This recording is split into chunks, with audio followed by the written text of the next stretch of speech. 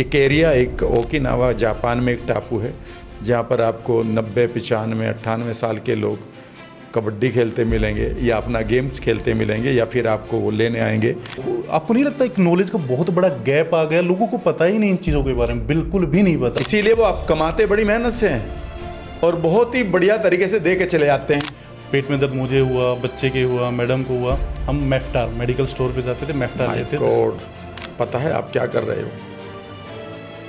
ये self medication रोक दीजिएगा। बुखार आने के बाद बुखार को कभी उतारना नहीं होता पैरासीटामोल से।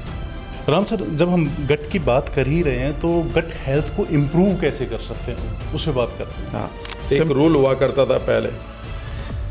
अगर आप पुराने ज़माने में जाएं तो एक रूल हुआ करता था कि आप पहले 50 साल अपने गट का ध्यान रखें और अगले 50 साल आपका पाचन तंत्र आपका ख्याल रखेगा। वैगस नर्व कौन सी होती है? बेसिकली आपकी ब्रेन स्टेम से ब्रेन की इंफॉर्मेशन लेकर आपकी बॉडी को देती है कि आपका हार्ट कैसे बीट करेगा, आपके लंग्स कैसे हवा भरेंगे, आपका लीवर अपनी 500 प्रक्रियाओं को कैसे चलाएगा। ये कौन कंट्रोल करता है? बॉडी थोड़ा ही कंट्रोल कर रही है ना, माइंड कर रहा है। माइंड में ही तो उसका हेडक्वार्टर है ना, तो वहाँ से इंफॉर्मेशन कौन देगा? उस नर्वस सिस्टम को वैगस नर्व कहते हैं। आपकी बॉडी को जिंदा रहने के लिए अपने पीएच वैल्यू को, पीएच वैल्यू तो पता है ना, 7.4 होना चाहिए। अगर इससे कम हो गया, एसिडिक वैल्यू हो गई, तो आपकी बॉडी खराब हो सकती है। राम सर, बहुत बहुत स्वागत है आपका THB पॉडकास्ट में। Thank you. कैसे हैं आप? बहुत बढ़िया। आप कैसे हैं? मैं बहुत बढ़िया हूँ और आप आए तो मैं और भी ज़्यादा बढ़िया हो गया हूँ। So nice of you. और क्या चल रहा है सर आजकल? सब बढ़िया। मतलब कुछ अपडेट्स वगैरह कुछ, क्योंकि कोर्सेज भी अभी जैसे हम ऑफ कैमरा बात कर रहे थे, अभी आपने अपनी कंपनी भी लॉन्च की है। हाँ, मैंने माइंड एंड गट वेलनेस, यानी कि आप अपने गट को, पाचन तंत्र को ठीक करें, लेकिन पाचन तंत्र चूँकि आपके माइंड से जुड़ा है तो माइंड की भी टेक्निक लें। कई बार लोग क्या करते हैं कि गट को ठीक कर लेते हैं, कभी चूर्ण खाने के बाद, कभी कुछ और दवाई खाने के बाद, लेकिन होता नहीं, क्योंकि बेसिकली आपका गट कंट्रोल्ड है आपके माइंड के द्वारा। और फिर माइंड कंट्रोल नहीं करता, गट भी माइंड को कंट्रोल करता है। ये एक दूसरे को कंट्रोल करते हैं, बिकॉज ये एक ही पार्ट है। तो मैंने जो कंपनी लॉन्च की है उसमें प्रीबायोटिक्स हैं, प्रोबायोटिक्स हैं, क्लिंजर्स हैं गट के, और हर एक कोर्स के साथ आप कह सकते हैं कि माइंड टेक्निक्स फ्री हैं। जितने दिन तक आप वो कोर्स कर रहे हैं, आपको विजुअलाइजेशंस हैं, एक्सरसाइजेज हैं माइंड की, और क्रिएटिव विजुअलाइजेशंस हैं, मेडिटेशंस हैं, दूसरी टेक्निक्स हैं, फूड प्रोटोकॉल्स है, क्या खाना है क्या नहीं खाना। तो I have launched it. Sir, मेरे अंदर है ना एक बड़ी क्यूरियोसिटी है, जब से मैंने मतलब आपके वीडियोस भी काफ़ी देखे, और अब मैं जब से आपको देख रहा हूँ, 65 साल की एज है, आप इतने यंग कैसे हैं? 65 साल की एज है, ये तो आपका बिलीफ सिस्टम भी हो सकता है। मेरा बिलीफ सिस्टम, मैंने तो ये पढ़ा था कि जो उम्र बेसिकली लोगों की 60 पर होती है, वो करीब 82 साल की उम्र होनी चाहिए, 82 साल पर आनी चाहिए। यानी कि जो बुढ़ापा लोगों को 60 साल पर आ रहा है वो 82 पर, 82 पर आना चाहिए, क्योंकि हमारी एज ही 120 के करीब होती है। अच्छा। हाँ, ये तो हमने बेसिकली तनाव लेकर, और खाने का हमें पता नहीं, वहाँ से हमने अपनी, इवन अगर आप देखें कि 10,000 साल पहले जो एक पर्टिकुलर फूड इंट्रोड्यूस हुआ था, उससे हमने अब इवन 5 इंच घटा लिए हैं अपनी हाइट के भी। तो अच्छा। अगर आप देखें तो बहुत सारी ऐसी जगह है जहाँ पर लोग स्वस्थ रहते हैं, और मैं तो बहुत बीमार रहा हूँ। मुझे तो माइग्रेन भी था बचपन में। उसके बाद 30 साल की उम्र में मुझे पेप्टिक अल्सर हो गया था, करीब 20 साल की उम्र में। उसके बाद आप कहिएगा कि रूमेटॉइड अर्थराइटिस, जिसको गठिया बाई कहते हैं, लोग कहते हैं ठीक नहीं होती, ये मुझे 31 साल की उम्र में हो गया था। अच्छा। जी हाँ, और ये इसकी वजह से डिप्रेसिंग इश्यूज थे, बुढ़ापा, बीमारियाँ चारों तरफ इन्होंने घेर लिया था। तो वहाँ से एक बदलाव लाना था, तो मैंने माइंड के बारे में पढ़ना शुरू किया, छोटा सा अपना काम करना शुरू किया, बिकॉज पॉसिबल नहीं था कि आप कहीं नौकरी करके उस स्ट्रेस को हैंडल कर पाएँ। डॉक्टर्स ने मना किया था, तो वहाँ से ये बदलाव आए हैं। राम सर, आपने बताया कि एक ऐसी जगह भी, मतलब काफ़ी सारी ऐसी जगह हैं जहाँ पे मतलब बहुत ज़्यादा एज होती है लोगों की, तो एक दो जगह के नाम बता सकते हैं आप? ओकिनावा है, इकेरिया एक ओकिनावा जापान में एक टापू है जहाँ पर आपको 90, 95, 98 साल के लोग कबड्डी खेलते मिलेंगे या अपना गेम्स खेलते मिलेंगे या फिर आपको वो लेने आएंगे कई बार वहाँ पर 101 से 101 या 102 साल की एक लेडी ने जब उसके बच्चे के ऊपर एक पाइथन यानी कि अजगर ने जब अटैक किया तो उसने उठाकर उसे उल्टा घुमाकर झटके से मार दिया। 101 साल की लेडी ने? जी, ये डॉक्यूमेंटेड है। अच्छा। और वो बेसिकली उसे हम एक तरह से इकिगाई कहते हैं, यानी कि वो एक प्रोटोकॉल तैयार करते हैं अपने जीने का। वो खेलने के लिए खेलते हैं, न कि जीतने के लिए खेलते हैं रोज़ाना, ठीक है ना। वो अपने खाने का 75% खाते हैं। वो हमेशा मस्त एक तरह से एक बिंदास लाइफ को जीते हैं, तनाव को कम रखते हैं। आपको पास जो बुढ़ापा आता है, आप ये समझिए हम बुढ़ापा लाने के लिए हम बड़ी मेहनत करते हैं बीमार पड़ने के लिए। कैसे? जैसे जैसे मैं इन चीज़ों को समझता जा रहा हूँ वैसे वैसे मैं लोगों को बताता भी जा रहा हूँ। आपके पास सबसे इम्पोर्टेंट चीज़ों में से एक है, वो है गट और हॉर्मोन्स। आप न तो हमें हॉर्मोन्स पढ़ाए जाते 6ठी 7वीं 8वीं से लेकर, आप तो कुछ नहीं पता। आपको एक वर्ड पढ़ा दिया गया है, हार्मोनल इम्बैलेंस। ये नहीं बताया गया ये हार्मोन क्या होते हैं और इम्बैलेंस क्या है, ठीक है ना। और गट को तो आपको पढ़ाया नहीं गया, या मैं कहूँ आपके पास के पाचन तंत्र में कुछ सबसे ज़्यादा इम्पोर्टेंट है वो आपके गट के बैक्टीरिया हैं। गट के बारे में मैंने सुना ही आपसे था। ठीक है, जो मेरे से सुना है। समझने की कोशिश करिएगा कि यानी कि जो गट है, जो आपका माइंड और गट जुड़ा हुआ है। अभी तो वेगस नर्व के बारे में भी आपने मेरे से सुनेंगे। जी जी जी जी। तो वेगस नर्व और माइंड और गट ये बेसिकली एक पूरा का पूरा एक्सिस बनाते हैं, एक लाइन बनाते हैं, और यहीं से सारी बीमारियां शुरू होती हैं। चाहे वो आपकी मेटाबॉलिज्म की बीमारियां हों, जीन की बीमारियां हों, हार्मोन की बीमारियां हों, इम्यूनिटी की बीमारी हो, या फिर आप कॉग्निटिव यानी कि ब्रेन की बीमारी हो। पांच तरह की आपके पास लाइफ है। पहली है आपका मेटाबॉलिक सिस्टम लाइफ में, यानी कि जो आपकी बॉडी के 5 पार्ट हैं। पहला है मेटाबॉलिक सिस्टम, ठीक है। दूसरा है आपकी इम्यूनिटी, हार्मोन, जेनेटिक एक्सप्रेशन यानी कि जीन, और आपका कॉग्निटिव यानी कि आपका ब्रेन। ये पांचों के पांचों पता है कौन कंट्रोल करता है? आपका माइंड, वेगस नर्व और गट। बेसिकली यही तो सेंट्रल पार्ट है। इससे सारी चीज़ें स्प्राउट आउट होती हैं। सबसे आपको ये इसके बारे में कुछ नहीं पता। उसके बाद दूसरी प्रॉब्लम जो है, जो सबसे इम्पोर्टेंट फैक्टर हो सकता है इस पॉडकास्ट का, वो है आपके हॉर्मोन्स। हॉर्मोन्स में भी आप एक चीज़ को समझिएगा जो सबसे इम्पोर्टेंट है। हमारी किडनीज के ऊपर 2 ग्लैंड्स होती हैं, उनको हम एड्रेनल ग्लैंड कहते हैं। एक वर्ड आपने देखा होगा, एड्रेनालिन रश, ठीक है ना।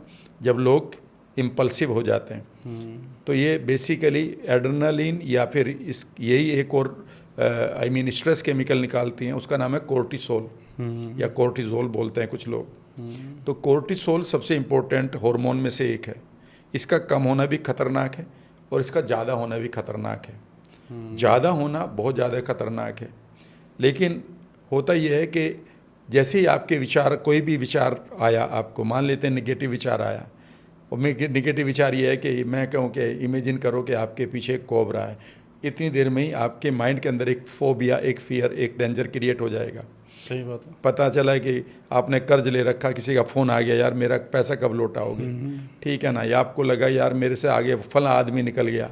ये आजकल फोमो की बीमारी होगी, पढ़े लिखे लोगों को बीमारी हो रही है कि भाई फियर ऑफ मिसिंग आउट, कि कोई मेरे से आगे ना निकल जाए, मेरे से बढ़िया ना कर ले कोई और काम। सही बात है। ठीक है ना।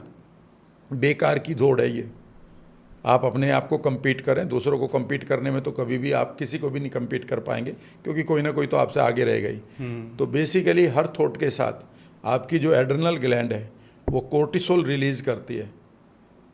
वो है सिर्फ रिलीज़ करना उसका तब होना चाहिए जब सचमुच में कोई आपके पास खतरा हो। सही बात। आपके सामने टाइगर आ जाए, आपके सामने मान लेते हैं कोबरा आ जाए, आपके साथ आपको किसी ने घेर लिया जंगल में, ठीक है ना। रास्ते में चोरी हुआ करती थी जब, बिल्कुल होती थी, तो हम दौड़ लगाया करते थे, और कई बार अपनी बेस्ट दौड़ लगाते थे। मैं दौड़ा हुआ हूँ उनके सामने जंगल में, गन्ने के खेतों के बीच में से, ठीक है ना, 1980s में। तो मेरा कहने का मतलब है कि उस समय आपको जो हेल्प करता है वो कोर्टिसोल करता है, जो आपको फाइट एंड फ्लाइट के लिए एनर्जी देता है।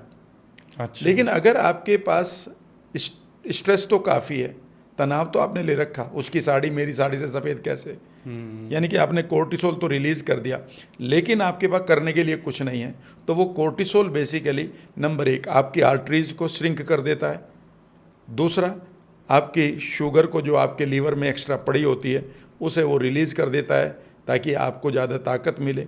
लंबे समय तक अगर आपका कोर्टिसोल बढ़ा हुआ है तो वो आपकी पूरे के पूरे सिस्टम को ख़राब करता है। यहीं से आपको ऑटो इम्यून डिजीज़ आएगी, मोटापा आएगा, डायबिटीज़ 1-2 आएगी, यहीं से एलर्जीज आएंगी, यहीं से आपके इवन ब्रेन ख़राब होना शुरू हो जाएगा। तो हमें यही नहीं पता है कि हमें ज़िंदा रहने के लिए या यंग रहने के लिए या लंबी उम्र को बढ़िया करने के लिए माइंड को हमें स्ट्रेस फ्री रखना है। माइंड अगर स्ट्रेस फ्री है तो यहाँ पर मेरे माइंड को पता है कि मेरी किडनी को कब कितना काम करना है, मेरे माइंड को पता है कि मैंने क्या खाया है, खाने के बाद मुझे कितना यहाँ पर एंजाइम्स चाहिए, किस तरह से मेरी आंतें मूव करें। मेरे माइंड को पता है कि मैंने अगर जो खाना खाया है तो उसमें कितना फैट है, तो गाल ब्लेडर से वह पंप होना चाहिए मेरी छोटी आंत में, मेरे माइंड को पता है। तो माइंड मान लेते हैं बिल्कुल ठीक है आज आपका, अगर स्ट्रेस्ड है तो माइंड अपना काम ही नहीं करेगा। सही बात है। और अगर माइंड ठीक है लेकिन जो वायरिंग है, जो माइंड से इस इन्फॉर्मेशन को लेकर आपके गट को दे रही है, किडनी को दे रही है, आपके सेक्सुअल ग्लैंड्स को दे रही है, पार्ट्स को दे रही है, यूट्रस को दे रही है और दूसरे लीवर को दे रही है, वो इन्फॉर्मेशन ही मान लेते हैं आपकी वायरिंग ही आधी काम कर रही है, तो इन्फॉर्मेशन आधी जाएगी ना। बिल्कुल बिल्कुल सही बात। तो इसका मतलब है कि बॉडी भी आपकी कई बार ठीक है, माइंड भी ठीक है, पर आपने वैगस नर्व को नहीं पढ़ा अब तक।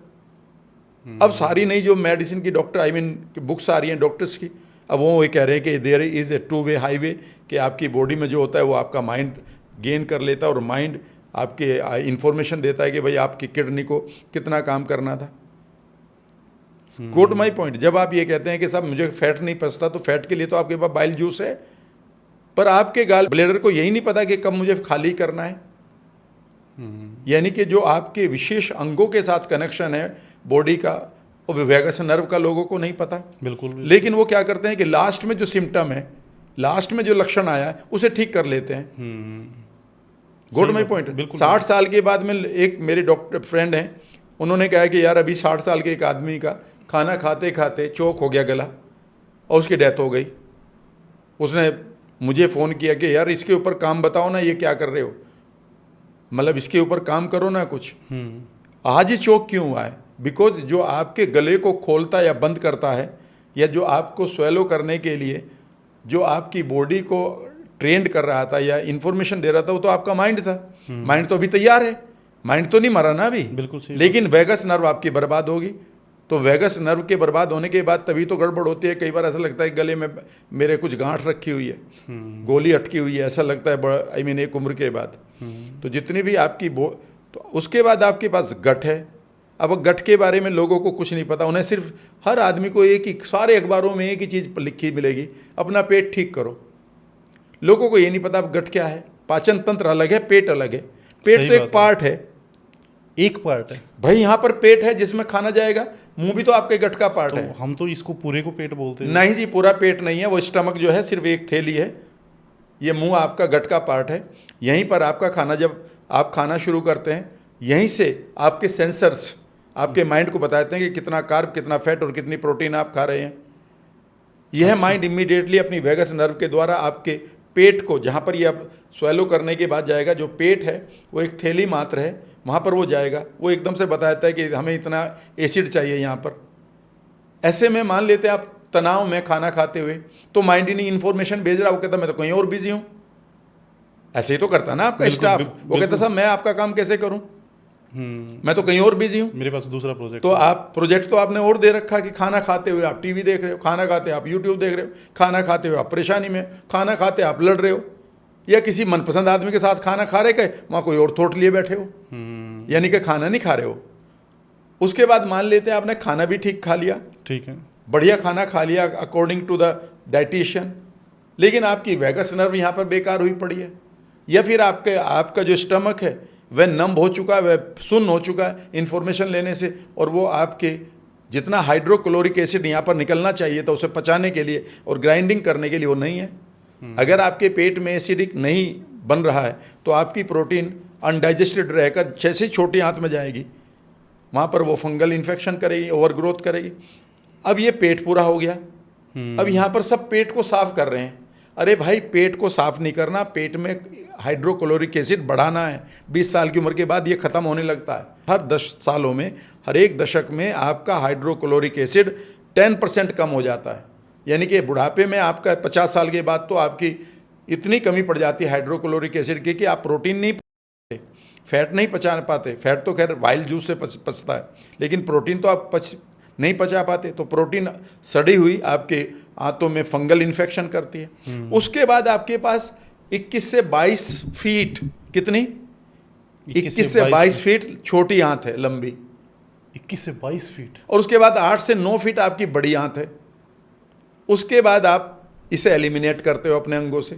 तो जब आप ये कहते हैं कि मैंने आज खाना खाया था, कल पेट साफ होना चाहिए, मुझे ये नहीं पता ये डॉक्टर्स ऐसा क्यों बेच रही है अपनी दवाइयाँ कहकर। आपका खाना ही यहाँ 5 घंटे रहेगा, फिर आपकी छोटी आंत में जाएगा, फिर वो ये तय करेगा कि आप कितने तनाव में हैं। माइंड और गट का कनेक्शन है, माइंड और ये तय करेगा, और गट ये तय करेगा कि मुझे कितनी पेरिस्टाल्टिक मूवमेंट देनी, कितनी गति देनी है। माइंड और आपका गट वेगस नर्व से। मान लेते हैं आपने खाना गलत खा लिया, वो ये रुक गई और ये रुक गई, बस आप पड़ा खाना वहीं सड़ रहा है, ये आगे ही नहीं जाएगा। या फिर आप ऐसा खाना खा लिया कि एकदम से आपके गट ने पहचान लिया, वहाँ तो सेंसर लगे पड़े खरबों कि ये तो खाना खराब है, वो इतना तेज से करेगा कि फटाफट से बाहर निकालें या वोमिट करवाएं।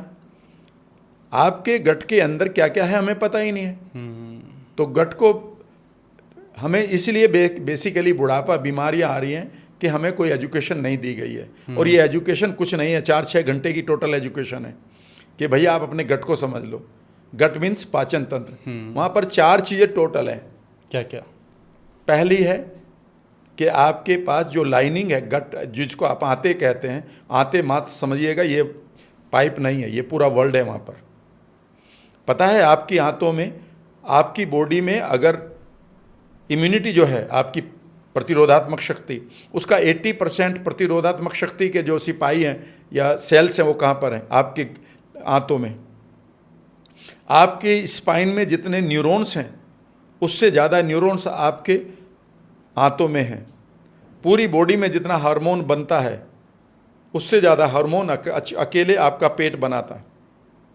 जितनी पूरी बॉडी में ग्लैंड्स हैं, जिसको आप कहते हैं चक्राज को हील कर रहा हूँ मैं, ये नहीं मालूम है लोगों को। चक्रा हील करना बहुत ही बढ़िया बात है, लेकिन ये तब की बात है जब हमारे पास स्ट्रेस की बहुत कमी थी, लिमिटेड स्ट्रेस थे। अब से 20 साल आई मीन सैकड़ों साल पहले। आज स्ट्रेस लेवल बढ़ गया है। तो आपकी जितनी ग्लैंड्स हैं, अगर उन्हें एक तरफ रख दिया जाए तराजू में, और आपके पेट की ग्लैंड्स को, ग्रंथियों को एक तरफ रख दिया जाए जो हार्मोन निकाल रही हैं, ये ज़्यादा हैं। यानी कि आपका पेट सबसे बड़ा हार्मोनल रिलीजिंग सेंटर है, पर आपको नहीं बताया गया। ठीक है ना?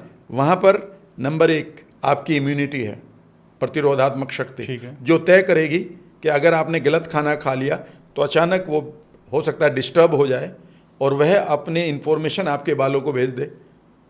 वहाँ बालों में अगर इम्यूनिटी है, हो सके वो बालों की जड़ों को मारने लगे, इसे तो ऑटो इम्यून कहते हैं। अच्छा। वो स्किन को मारने लगे, वो न्यूरोपेप्टाइड के द्वारा पूरी बॉडी की इम्यूनिटी को वो कंट्रोल करता है, आपके गट का इम्यूनिटी। पर आपको सेकंड ब्रेन बोला जाता है, तभी इसको सेकंड ब्रेन बोला जाता है सर। ये तो थोड़े दिन बाद फर्स्ट ब्रेन बोला जाएगा गट को। हाँ, पहली बात है वहाँ इम्यूनिटी है। दूसरी चीज़ है वहाँ पर आपके हार्मोन रिलीज करने वाले, एंजाइम्स रिलीज करने वाले सेंटर्स हैं, ग्रंथियाँ हैं। समझ गए? वो जो आपके थॉट से भी इमीडिएटली अपने केमिकल को रिलीज कर देते हैं। खाना खाते हुए मान लेते हैं आप परेशान हैं, तो आपने पेट में कौन सा निकाले, कौन सा केमिकल निकलेगा? नेगेटिव। सही बात। और वो आपके पूरे गट का एनवायरनमेंट बदल देगा, जो आपकी इम्यूनिटी को भी तंग करेगा ये एनवायरनमेंट, जो आपके गट ब्रेन को भी जो मूव कर रहा है। तो ये दूसरी चीज़ है। तीसरी चीज़ है आपका गट ब्रेन, जो तय करता है कि मुझे कितना मूव करना है। अगर ये गट ब्रेन फेल हो जाए या ये डिस्टर्ब हो जाए तो बड़ी तेज़ी से कई बार खाना आपका बाहर निकल जाएगा। कई बार लोग कहते हैं यार मैं जो भी खाता हूँ बाहर निकल जाता है। कई बार कहते हैं सर 8 दिन तक नहीं निकलता। तो ये दोनों गलत हो रहे हैं ना। सही बात है। यानी कि ये इतना स्लो हो गया कि ये लेजी, इसको लेजी इंटेस्टाइनल सिंड्रोम कहने लगे लोग। उन्हें ये नहीं पता कि ये डायरेक्टली आपके माइंड के साथ जुड़ा हुआ है। अगर आप माइंड में डिप्रेस्ड हैं तो आपकी गट डिप्रेस्ड होना ही होना है। अगर माइंड में एग्रेसिव है तो आपका गट एग्रेसिव हो जाएगा। और चौथी चीज़ है आपका गट बैक्टीरिया, जो आप अपनी मदर से लेकर आते हैं। अच्छा, ठीक है ना? अब आपकी गड़बड़ ये होगी कि इस गट बैक्टीरिया के बारे में कोई भी नहीं जानता है। मेन बात ये जो ज्ञान का खजाना है ना सर, ये मैं भी बहुत मतलब पहली बार सुना। वैसे तो मैंने बहुत सारे आपके वीडियोस देखे हैं, और मतलब आपको नहीं लगता एक नॉलेज का बहुत बड़ा गैप आ गया? लोगों को पता ही नहीं इन चीज़ों के बारे में, बिल्कुल भी नहीं पता। इसीलिए वो आप कमाते बड़ी मेहनत से हैं और बहुत ही बढ़िया तरीके से दे के चले जाते हैं, और बहुत मोटा दे के उन लोगों को और वो बाकी लोग ना मार्केट बना के छोड़ देते हैं आपको। मुझे आज तक ये बता दीजिएगा, मैं आपसे एक सवाल पूछ रहा हूँ, छोड़ रहा हूँ, कोई पेट की दवाई बता दो कि पेट की ये दवाई होती है। अगर कोई आदमी कहता है जी त्रिफला पेट की दवाई है, मैं त्रिफला लिया करता था, पेट की दवाई त्रिफला है, ठीक है ना, ऐसे ऐसे लोग मिल जाएंगे जो पूरा डब्बा खा जाते हैं, कुछ नहीं होता।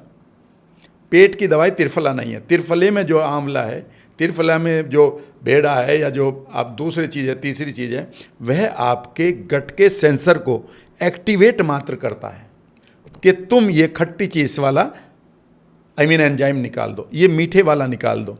हम 25 तरह के वहाँ पर हार्मोन निकालते हैं। लेकिन मेरा सवाल यह है कि वह जब उसका काम यही है तो वो त्रिफले से क्यों निकाल रहा, वो खुद क्यों नहीं निकाल रहा? सही बात है, सही बात। भाई तुम्हारे छोटे भाई को पता है कि आपका ये काम है, ठीक है ना, उसे रोजाना मामा जी क्यों बताने आ रहे? खुद क्यों नहीं कर रहा? भाई तुम्हें बच्चों को प्यार करना था, उन्हें स्कूल भेजना था, वाइफ को प्यार करना था, आपने मेहनत करनी थी, माँ बाप का ध्यान रखना था, घर का काम करना था, खेती बाड़ी करनी थी, ये तुम्हें रोजाना बाहर से क्यों बताने आता है आदमी? या तो तुम पागल हो चुके हो। सही बात है। तो पागल ही तो कर रखा हमने गट को, ये तो गट का अपना काम है। और गट कब ठीक होगा? जब आप माइंड से उसको इंफॉर्मेशन देंगे। क्योंकि याद रखिएगा, जो एंजाइम्स निकाल रहे हैं आप बाहर की दवाई लेकर, यह बिल्कुल गलत है। क्योंकि ऐसे में आप अपने माइंड को कंप्लीटली डिसकनेक्ट कर रहे हैं। ये वही वाली बात है कि फादर और बेटे के बीच में एक पड़ोसी आ गया और बेटे को समझा रहा है कि तू अब ऐसे कर, और थोड़े दिन बाद बाप कहता है भाई जैसी तेरी मर्जी, मैं तो तेरे से भर पाया। जब से आपके वीडियोस देखे तब से तो मैंने मोरंगा पाउडर वगैरह मैंने शुरू कर दिया। अदरवाइज़ क्या होता था राम सर, पेट में दर्द मुझे हुआ, बच्चे के हुआ, मैडम को हुआ, हम मेफ्टाल मेडिकल स्टोर पे जाते थे, मेफ्टाल लेते थे। पता है आप क्या कर रहे हो? ये सेल्फ मेडिकेशन रोक दीजिएगा। बुखार आने के बाद बुखार को कभी उतारना नहीं होता पैरासीटामोल से।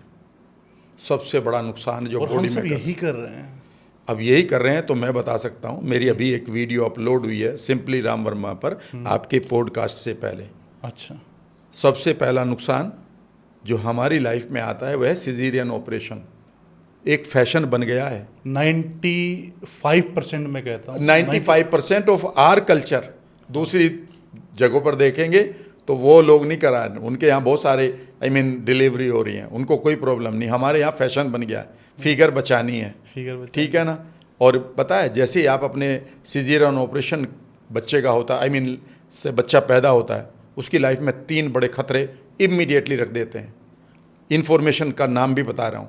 पहली चीज़, उसे जो पैदा होता है, अगर वो नॉर्मल डिलीवरी से उसे जो वेजाइनल बैक्टीरिया मिलता है माँ का, वह सबसे बड़ी गिफ्ट होती है।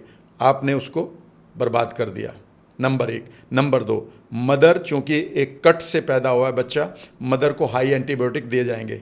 वह उसके दूध से बच्चे के पेट में जाएंगे, जो उसका रहा जो गट उसके माँ के दूध से जो बैक्टीरिया मिलते हैं, क्योंकि माँ का दूध बहुत अच्छा प्रोबायोटिक होता है और प्रीबायोटिक भी होता है, यानी कि वो बैक्टीरिया भी पैदा करता है और बैक्टीरिया को फीड भी करता है, वह भी मर जाएगा।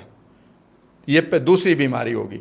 तीसरी बीमारी ये होगी कि उस बच्चे के पास अगर गट में बैक्टीरिया जल्दी से डेवलप नहीं हुआ और उस बच्चे को आपने वैक्सीन पिला दी, तो वैक्सीन का मतलब क्या होता है? मान लेते हैं, हम कहते हैं कि ये फलां पेंडेमिक की वैक्सीन है, तो पता है क्या होता है उसमें वो बैक्टीरिया लिया गया, उसमें वो वायरस लिया गया, उसकी कल्चर की गई और उस बैक्टीरिया का ही वो वैक्सीन एंटीबायोटिक एंटीबॉडीज़ बना दी। वो बैक्टीरिया उसमें है, यानी कि जब हमें वो वैक्सीन दी जाती है तो इसका मतलब वो बैक्टीरिया हमारे अंदर इंजेक्ट किया जाता है। तो याद रखिएगा, बच्चे के पास उस समय गुड बैक्टीरिया होना चाहिए। अदरवाइज अगर गुड बैक्टीरिया नहीं है और आपने वैक्सीन दे दी है, तो मैं आपको रिपोर्ट दे रहा हूँ, जो भी मैंने पढ़ी है, और ये रिपोर्ट्स हैं, कभी भी आप देख लीजिए, किताबों के मैं नाम बता दूंगा 5-6 के। ये जो बैक्टीरिया उस वैक्सीन में आपने दिया है, याद रखिएगा, ये ज़िंदगी भर के लिए तफाई बचा सकता है। आगे मैं एक इन्फॉर्मेशन दे रहा हूँ आपको। इन्फॉर्मेशन ये है कि जो सिजेरियन ऑपरेशन से बच्चे पैदा हो रहे हैं, नंबर 1, उनके पास एलर्जीज बाकी बच्चों से 5 गुना अधिक होंगी। दूसरा, ADHD बाकी बच्चों से 3 गुना होगा। फिर आप ये कहेंगे सर बच्चे बैठते नहीं इस क्लास में, मैं क्या करूं? भागे फिरते हैं, सुनते ही नहीं है, मन ही नहीं लगता, सारे दिन इन्हें आप गेम्स खिला लो, लेकिन ये पढ़ाई नहीं करते, माँ बाप की नहीं सुनते। मैं अपने स्कूल चलाता हूँ और जनरली पेरेंट्स की यही इश्यूज आते हैं। ADHD कर दिया है सर, ADHD उनको होना ही होना है, बाकी बच्चों से 3 गुना। और ऑटिज्म जो 1960 में 20-30 हज़ार बच्चों में से एक होता था, अब अमेरिका की रिपोर्ट है कि 30 बच्चों में से एक को हो रहा है। 30 बच्चों में और उनमें से भी 2050 तक अमेरिका की हर फैमिली में एक बच्चा ऑटिज्म का शिकार होगा। और we are adopting the same food, same style, और हमारे देश में भी अब कम नहीं है। याद रखिएगा, जैसे ही आप अपने बच्चों की गट बैक्टीरिया पर ध्यान नहीं देते, क्योंकि मदर एंटीबायोटिक ले रही है, कई बार मदर पार्टी कर रही है, स्मोकिंग कर रही है, गट बैक्टीरिया ख़त्म हो गए। ठीक है, आगे सुनिएगा, ये बच्चा जो सीजरियन से पैदा हुआ, जब ये बड़ा होगा, इसके 70% चांसेस ज़्यादा हैं बाकी बच्चों से कि ये मोटापे का शिकार होगा, वो भी अनरिजोल्व मोटापा के, ठीक नहीं होगा। इसके पास 80%, 70 के बाद 80% इसका चांसेस हैं कि ये डायबिटीज़ 1 का शिकार हो जाएगा 7-8 साल की उम्र में। 7-8 साल की उम्र में बच्चों को डायबिटीज़ 1 कितनी हो रही है। और उसके बाद सुनिएगा, एक सीलियक डिजीज़ होती है जो पेट की बीमारी होती है, वह उसको 90% चांसेस हो जाएंगे कि अब इसको ये भी होनी है। ये है आपके गट की पावर। हाथ जोड़ के सभी से रिक्वेस्ट है कि जो कहते हैं कि फिगर बच जाएगा, मैं अच्छी दिखूंगी, और वो सिजेरियन, जो फैशन के दौर में जो सिजेरियन ऑपरेशन कराते हैं, प्लीज़ इतनी डेप्थ नॉलेज और इतने ज़बरदस्त तरीके से जो राम सर ने कराया, हाथ जोड़कर रिक्वेस्ट है, प्लीज़ सिजेरियन डिलीवरी को अवॉइड कीजिए।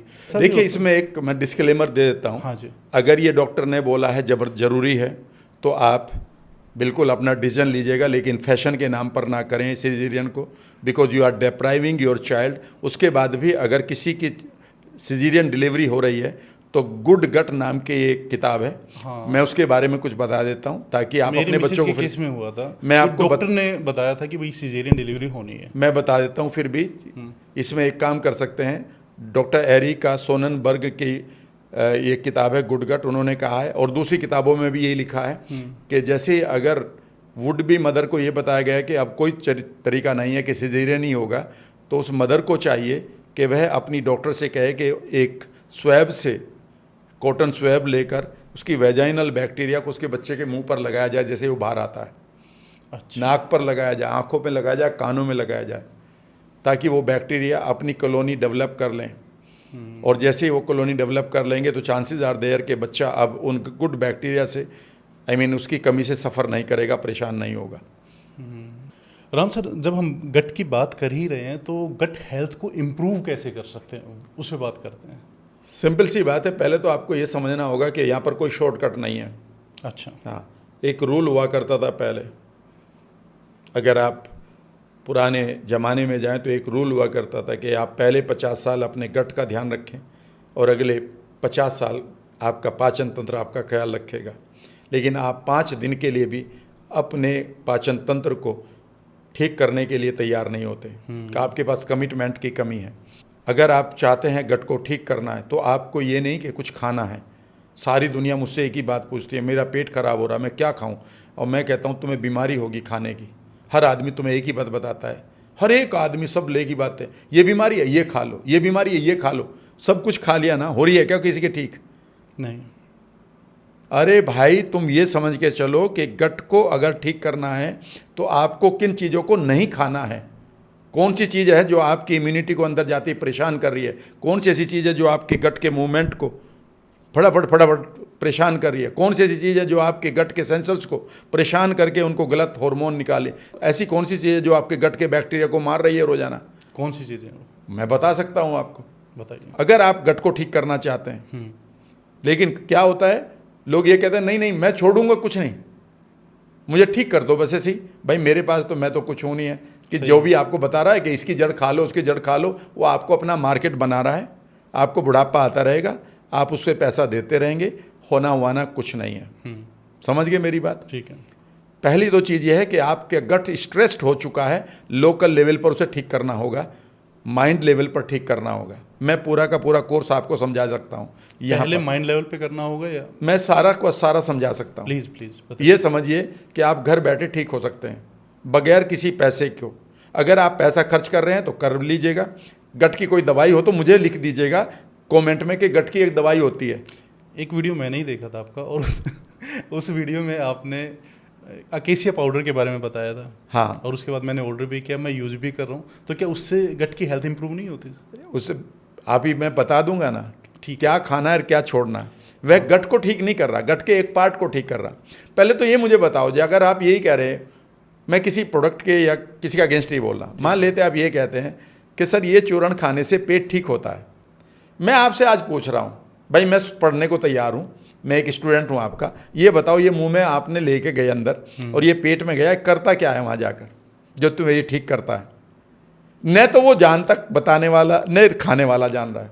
प्रॉब्लम ये आ रही है, with due respect to everyone, दिल की बात कर रहा हूँ। अब भाई साहब मैंने ऐसा कोई चूर्ण नहीं छोड़ा, कोई भास्कर वाला और कोई ये जो भी है उनके नाम लूंगा तो गलत हो जाएगा, लेकिन एक उसकी मात्रा बढ़ाते रहो बढ़ाते रहो बढ़ाते रहो, फिर बाद में कहते हैं अब हम क्या करें जब तुम्हारा ये असर ही नहीं कर रहा। भाई असर क्यों नहीं कर रहा?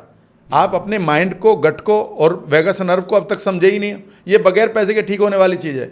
आप प्लीज़ है ना स्टेप बाय स्टेप समझा दीजिए। पहली चीज़ मैं बता रहा हूँ, आप माइंड में स्ट्रेस्ड हैं, मान लेते हैं, ठीक है ना, आपका वायरिंग वेगस नर्व ओके है।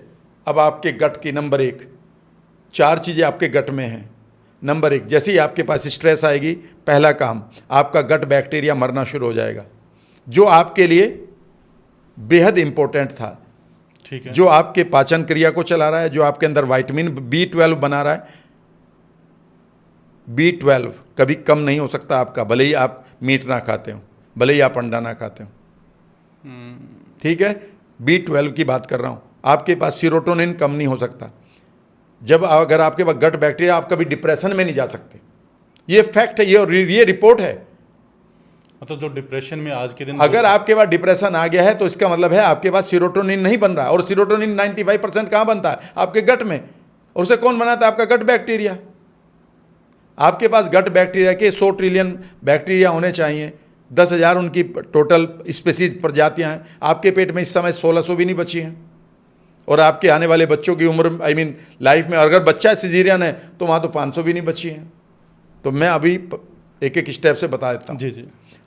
जैसे ही आप तनाव लेते हैं, यहाँ पर तनाव आपकी पेनफुल मेमोरी हो सकती है, तनाव आपकी एंग्जाइटी हो सकती है, तनाव आपके पास कोई डर हो सकता है, तनाव आपके पास टूटा हुआ रिश्ता हो सकता है, तनाव आपके पास चाइल्डहुड की मेमोरी बेकार की हो सकती है। वो तनाव जैसे ही बढ़ेगा, पहला गट में एकदम से इन्फॉर्मेशन जाएगी। नंबर 1, आपके गट बैक्टीरिया पैरालाइज होने शुरू हो जाएंगे। नंबर 1 सुनते रहिएगा। नंबर 2, आपके जितने भी सेंसर हैं जो केमिकल्स पैदा कर रहे थे, वह निगेटिव वाले सेंसर केमिकल पैदा कर देंगे। हमारे गट में 25 तरह के हार्मोन पैदा होते हैं आपके थॉट पर। तीसरी चीज़, आपकी गट मूवमेंट या तो बढ़ जाएगी या कम हो जाएगी, यानी कि जो नेचुरल प्रोसेस है वो नहीं है। फिर आप क्या करेंगे? सर वो मेरी नाभि दिख गई, हाँ, कभी इसके जाएंगे करवाने, कभी इसको जाएंगे, कोई पैर खींचेगा और कोई आपके पत्ता पाएगा। धरण बोलते हैं, हाँ, कि धरण दिख गई, सर ऊपर नीचे हो रही है, हाँ, ठीक है। उसके बाद जो इम्यूनिटी है यहाँ पर, वो बिना मतलब डिस्टर्ब होएगी और वो अटैकिंग मोड में आ सकती है। पहला काम। दूसरा काम, अब सवाल उठता है कि अब माइंड के पार्ट से हम दूसरी चीज़ लेते हैं। पहले कारण बता देता हूँ ना सबको, ठीक है, और फिर मैं निवारण बता दूंगा। पॉडकास्ट में इससे बढ़िया पॉडकास्ट ही नहीं बन सकता। बिल्कुल। तो माइंड के लिए भैया, न तो आपको कोई टॉनिक खाना है, ठीक है ना, वहाँ पर तो पुरानी पेनफुल मेमोरी पड़ी, उसकी वजह से अगर आपको डिप्रेशन है तो आप जाइए किसी बढ़िया से हिप्नोसिस्ट के पास, किसी बढ़िया से NLPer के पास जो NLP कराता, किसी न्यूरोप्लास्टिसिटी के पास जाइए। तो NLP किंग है सर, प्लीज। तो मैं तो अपनी वर्कशॉप, मैं तो अपनी वीडियो में खूब सारी प्रैक्टिस करवाता हूँ कि यह कैसे तनाव निकाले। हर हफ्ते मैं डालता हूँ लोगों के लिए। पर पता है क्या करते हैं लोग? अगर मैंने 15 मिनट का कोई टेक्निक बता दी ना, तो कमेंट पता क्या मिलते हैं? You are taking too much time. आप और छोटा बनाओ, और छोटा, मुझे और कभी देखना तो भैया और कहीं देख ले। तुम यहाँ आया क्यों? मतलब मुझे छोटा कितना बनाऊं? सही बात। अगर मेरे पास 5 घंटे आपके ऑपरेशन को ठीक करने में लग रहे हैं, तो आप ये कह रहे सर 15 मिनट में ऑपरेशन कर दो ना मेरे बेटे का, होगा जो होगा। क्या बात करती है ये दुनिया यार। मतलब बिल गेट्स भी ये कह रहा है कि मेरे बच्चे को 9 महीने में पैदा ना करो, 2.5 महीने में पैदा कर दो ना सर। टेक्नोलॉजी का टाइम है। मतलब कमाल की, मतलब दर्शकों का ये आता है। अदरवाइज मैं कहता हूँ भैया मैं अपना टाइम लूंगा, देखना हो देखो, मत देखना हो मत देखो। कई बार तो मैं ये कहता हूँ मैं अपने लिए बना रहा हूँ बुढ़ापे के लिए। तो पहला चीज़ है माइंड हो गया, जो गट को खराब कर रहा है। दूसरा चाहे है माइंड, मान लेते हैं आपका मैं ठीक कर देता हूँ, ठीक है, या फिर आप हिमालय में जाते हैं, या फिर आप कहीं मेडिटेशन करते हैं 10 दिन 15 दिन 20 दिन, एक एक महीने के शिविर लग रहे हैं लोगों के, जबकि ये काम 15 मिनट का भी नहीं है मेरे लिए तो, ठीक है। उसके बाद है आपकी वैगस नर्व। वैगस नर्व अगर आपकी बर्बाद हो गई है तो आपका गट, वैगस नर्व कौन सी होती है सर? बेसिकली आपकी ब्रेन स्टेम से ब्रेन की इंफॉर्मेशन लेकर आपकी बॉडी को देती है कि आपका हार्ट कैसे बीट करेगा, आपके लंग्स कैसे हवा भरेंगे, आपका लीवर अपनी 500 प्रक्रियाओं को कैसे चलाएगा। ये कौन कंट्रोल करता है? बॉडी थोड़ा ही कंट्रोल कर रही है ना, माइंड कर रहा है। माइंड में ही तो इसका हेडक्वार्टर है ना, तो वहाँ से इंफॉर्मेशन कौन देगा? उस नर्वस सिस्टम को वैगस नर्व कहते हैं। वो माइंड की जो उसके पास अगर 100 न्यूरॉन है तो 20 जो न्यूरॉन्स हैं या नर्व सेल हैं वो आपके ब्रेन की भाषा को बॉडी को देंगे, और 80 जो हैं वो बॉडी की भाषा को ब्रेन को देंगे कि बॉडी में भी कुछ गड़बड़ ना हो। कई बार लोग कहते हैं ना कि मुझे तो 4th स्टेज पर आके बीमारी का पता चला। क्यों भाई पता पहले क्यों नहीं चला? क्योंकि तुमने वैगस नर्व बर्बाद कर रखी है। आपकी बॉडी इन्फॉर्मेशन दे रही थी पर माइंड को पता ही नहीं चला। तो दूसरी चीज़ है कि आपको वैगस नर्व को ठीक करना है इस पॉडकास्ट में। ठीक है ना? अब तीसरा काम है, अब रियल काम अब आया है। अब आपका गट है लोकल लेवल पर। अब तक का गट का कनेक्शन था माइंड के साथ, गट का कनेक्शन था वैगस नर्व के साथ। अब गट का काम है लोकल लेवल पर जो 5% है। इस 5% के चक्कर में आपने सारे पैसे बर्बाद कर दिए लाइफ के। कभी इस डॉक्टर के पास जाओ, कभी इसके, कभी वो कहता है पेट काट के निकालूंगा, कभी ये कहता है इसमें तो मल रुक गया, कभी ये कहते हैं मैं 7 दिन का कोर्स करूंगा। करते रहो। अब लोकल लेवल पर अगर आप अपने गट को ठीक करना चाहते हैं तो मैं आपको पॉइंट वाइज बता सकता हूँ। बताइए। पहली चीज, आपकी गट इम्यूनिटी सिर्फ 2 जगह से बर्बाद होती है। उसमें 4 रोल बताए थे ना मैंने, gut immunity, gut sensor, gut brain, gut bacteria. ठीक है। फिर मैं बताता हूं 4 के 4। पाचन तंत्र को अनक्लियर वर्ड ना लो। नंबर 1 वहां पर इम्यूनिटी है 80%, बिल्कुल प्रतिरोधात्मक शक्ति, हाँ जी। जो अगर बर्बाद कर दे तो सारे गट को बर्बाद कर देगी, आपकी बॉडी को मार देगी। वो ऑटो इम्यून डिजीज क्या होती है? जब हमारी इम्यूनिटी हमें ही मारने लगती है। सही बात। एलोपीसिया हो जाता है, सोराइसिस हो जाती है, थायराइड हो जाता है, र्यूमेटाइड अर्थराइटिस हो जाती है। ये ऑटो इम्यून है। ऑटो इम्यून का मतलब आपकी इम्यूनिटी आपको मार रही है। खुद सोचो कि कालिदास जिस टहनी पर बैठे हैं उसी को काट रहे हैं, जबकि इम्यूनिटी को पता है कि अगर बॉडी मर गई तो तुम भी मरोगे, पर वो कंफ्यूज हो चुकी है। तो पहला काम है लोकल लेवल पर इम्यूनिटी को ठीक करना। ठीक है। ठीक है। याद रखिएगा, इम्यूनिटी के लिए अब 2 काम करने हैं। एक काम कर चुके हैं माइंड से, क्योंकि माइंड डायरेक्टली इम्यूनिटी के ऊपर काम करता है। कभी आप ये सोचें, कई बार आपको पता क्या बेचा जा रहा है, पढ़े लिखे हैं आप, लेकिन आज मैं प्रूव कर दूंगा कि कितनी अनभिज्ञता के साथ आप जी रहे हैं। एक वर्ड आप खूब आपके दिमाग में थोपा जा रहा है, पेला जा रहा है, अपनी भाषा में बोल रहा हूं, अपनी इम्यूनिटी को स्ट्रांग करें। इतनी ऐड आती है, प्रतिरोधात्मक शक्ति बढ़ाएं। इतनी ऐड आती है, मेरा ये खाएं, मेरा वो खाएं, मेरा ये अरे भाई, प्रतिरोधात्मक शक्ति को बढ़ा के मारोगे क्या? अगर वो कंफ्यूज्ड है तो वो और जल्दी तुम्हारी बॉडी को मारेगी। उसे डॉक्टर दूसरी तरफ उसको सप्रेस करते हैं, लेकिन आदमी कोई भी आएगा, मैंने सर इम्यूनिटी का कैप्सूल बनाया, मैं उसे बेच रहा हूं, बेच दोगे मुझे मालूम है, 140 करोड़ जनता बिक जाएगा। लेकिन तुम खुद सोचो कि तुम्हें पता है कि नहीं होनी चाहिए। मान लेते हैं आपका छोटा भाई इस समय बॉडी बिल्डर है, वर्ल्ड का नंबर 1, और अचानक वो कंफ्यूज होकर आपने ही घर में मारपीट कर रहा है, उसे आप ताकतवर बनाओगे कि उसे बांधोगे? बांधने की कोशिश। बिल्कुल सही बात है। बांधोगे ना, या ताकत दोगे उसे? और ले भाई और ताकत ले, एनर्जी से मार सबको में, बांधेंगे बिल्कुल। तो ऐसे में फिर आप क्यों कह रहे हैं कि इम्यूनिटी को स्ट्रांग बनाएं? अरे इम्यूनिटी को डिसिप्लिन्ड बनाएं। इम्यूनिटी के पास ऐसा कोई नहीं है कि जो तुम्हारे कहने से या तुम्हारा च्यवनप्राश खाने से उसकी टी सेल्स बढ़ेंगी, वो अपने आप बढ़ा लेती है। नंबर 1 आपका माइंड से वो कंट्रोल हो रही है, तो माइंड तो आपने ठीक कर लिया, मान लेते हैं। दूसरा काम है, अगर वो टू मच एक्टिव हो गई है तो आप देखिएगा 4 या 5 खाने हैं जो आप खा रहे हैं, उनकी वजह से वो परेशान है। नंबर 1 बता दूं जल्दी जल्दी, जी बताइए। आपकी इम्यूनिटी इसलिए बर्बाद है कि आप मिल्क प्रोडक्ट लेते हैं, उसके लिए नहीं बनी वो। नंबर 2, मैं इसके ऊपर बात डिस्कस कर लूँगा, आप नोट करते रहिएगा। नंबर 2, आपका जितना भी 1970 के 72 75 के बाद जितना भी गेहूँ आया है, उससे पहले गेहूँ की बात नहीं कर रहा हूँ। पहले गेहूँ 1.5 मीटर लंबा हुआ करता था, बिल्कुल। उसमें तुम छुप सकते थे, मैं भी छुप सकता था। मेरे घर में होता था। ठीक है ना। उसके बाद जो वीट आया है वो सिर्फ 36 सेंटीमीटर है, 40 सेंटीमीटर है, 45 सेंटीमीटर है। उसकी खास बात ये होता है कि उस पर अगर कोई बैक्टीरिया आता है ना, उसकी पत्ती पर जैसे ही वो अटैक करता है उसका पेट फट जाता है।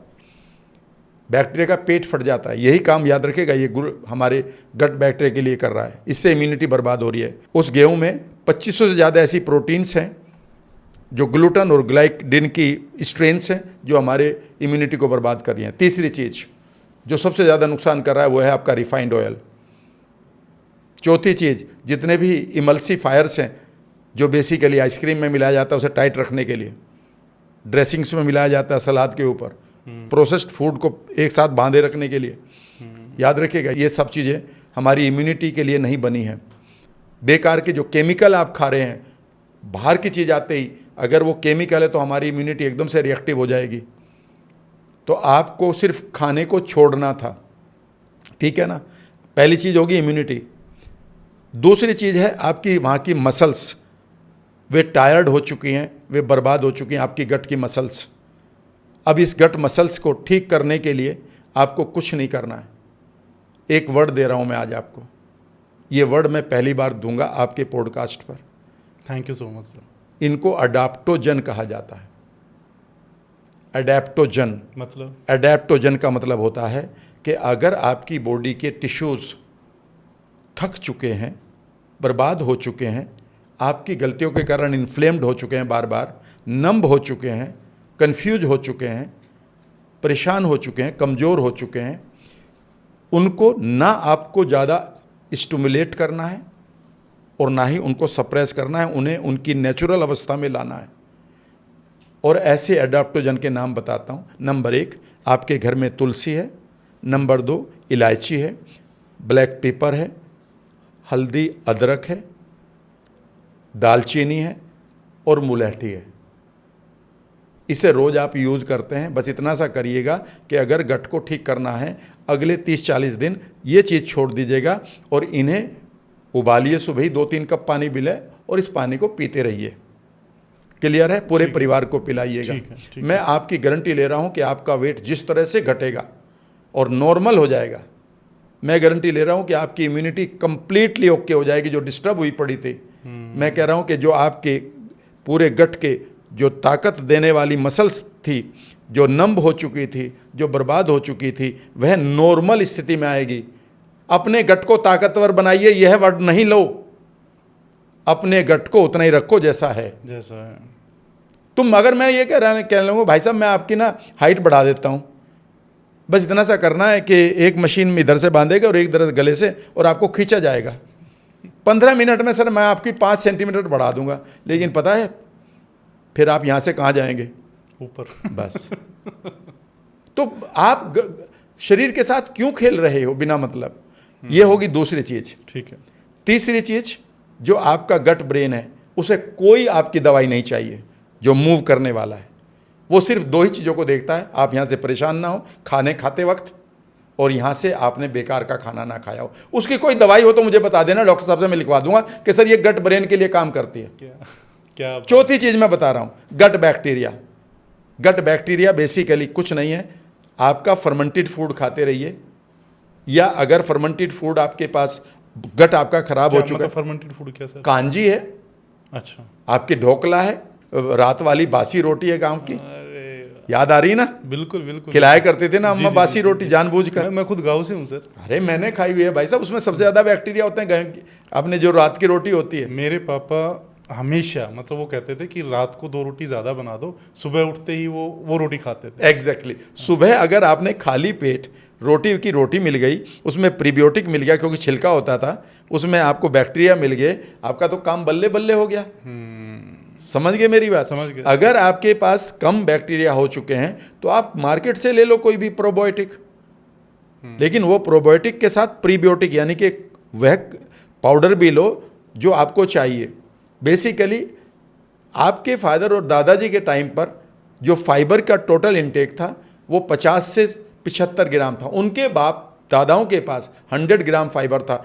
आप और आपके बच्चे सिर्फ 15 ग्राम खा रहे हैं, जिसमें मुश्किल से 3 ग्राम प्रीबायोटिक मिल रहा है, और आपको चाहिए टोटल 20 मिलीग्राम, 15 से 20 मिलीग्राम चाहिए ही चाहिए। तो फाइबर आप ज़्यादा लेंगे तब उसमें से 30% समझ लीजिएगा।